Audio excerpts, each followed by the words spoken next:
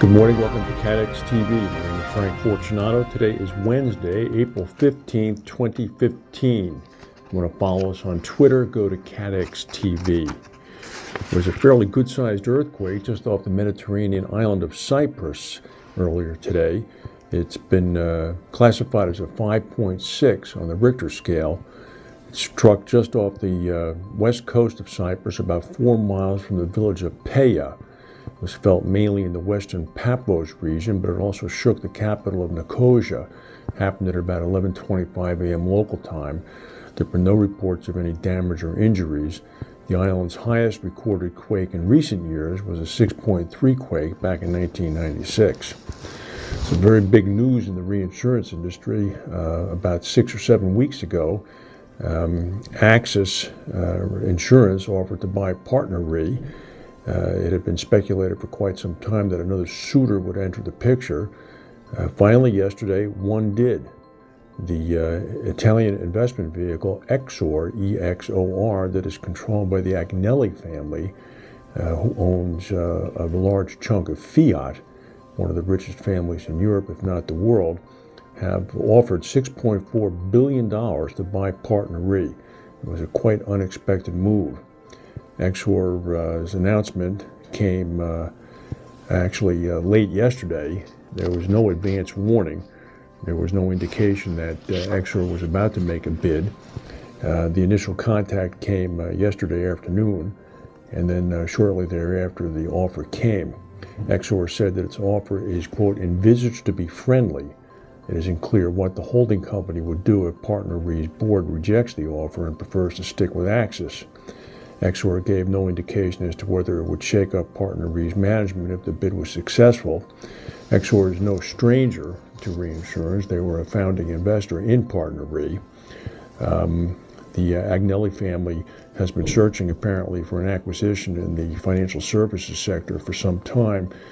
Previously, Swiss Re denied last year that the Agnellis were looking to purchase a stake in their company.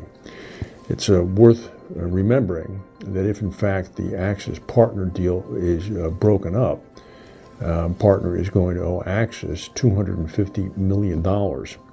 Analysts are indicating that the Partner Re board should accept the Exor bid. There have been some grumbling that Axis was in fact getting Partner for a relatively low price. The Agnellis bid is apparently 16% higher than the Axis price.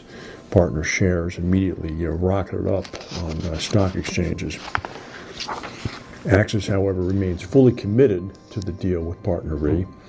Albert Benchimol, the CEO of Axis, who would be the CEO of the combined entity, said that we're confident that the combined company would be positioned to deliver superior and sustainable value to all shareholders. This is definitely a big monkey wrench.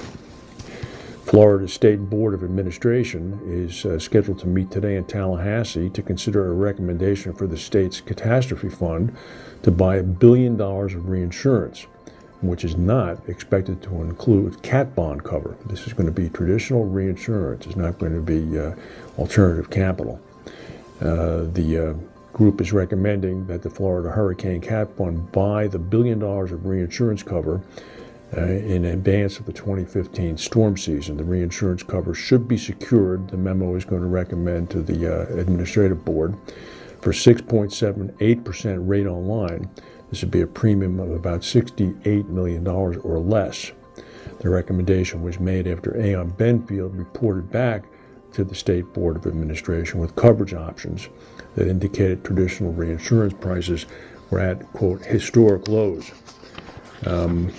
The grumbling has already begun in Florida with a couple of opinion letters written to Florida newspapers from state representatives saying that this is corporate welfare for Bermuda reinsurers, who would presumably pick up the most of the coverage. Fairfax Financial, based in Toronto, has unveiled its plan to sell up to 29.9% of newly acquired Brit insurance to Canadian pension giant Ontario Municipal Employees Retirement System, also known as OMERS. The Canadian conglomerate published a statement this morning saying it had entered into a non-binding agreement with OMERS to sell the stake for $4.30 a share. which is equivalent to the cash amount that Fairfax paid to Brit back in mid-February.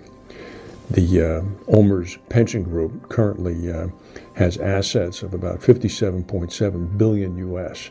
This deal would require them to pay about $564 million US. British regulators earlier today fined the Bank of New York Mellon about $185 million for failing to comply with rules intended to protect client assets if the bank was ever to become insolvent.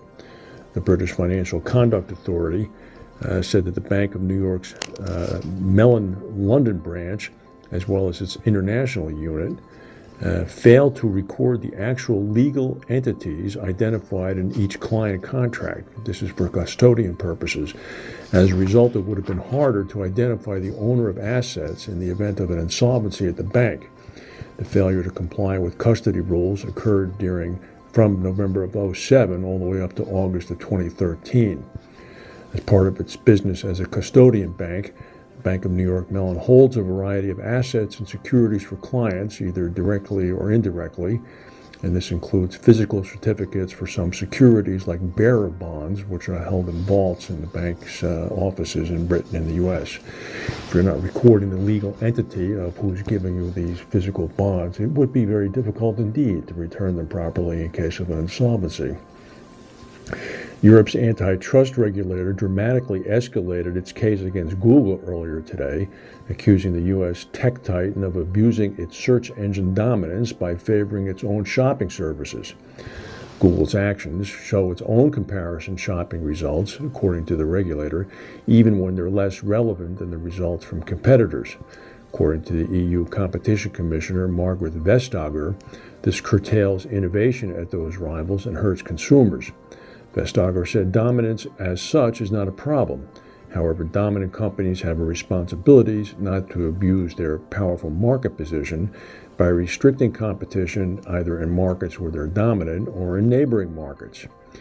The EU's action, called, quote, a statement of objections, opens the door for massive fines, such as those that the EU levied against Microsoft and Intel after findings of antitrust abuses by those companies. Enforcement actions could include changes to Google's businesses that operate in Europe and a fine as high as 10% of its global revenue. Given Google's global revenue of 62 billion euros or 66 billion US, this could mean a fine of up to $6.6 billion. Today is the day that personal income taxes are due in the United States. They must be postmarked by April 15th. That's the news for today. If there's any more on the Agnellis bid for partner, we'll come back and tell you. Thank you for watching, and we'll see you tomorrow.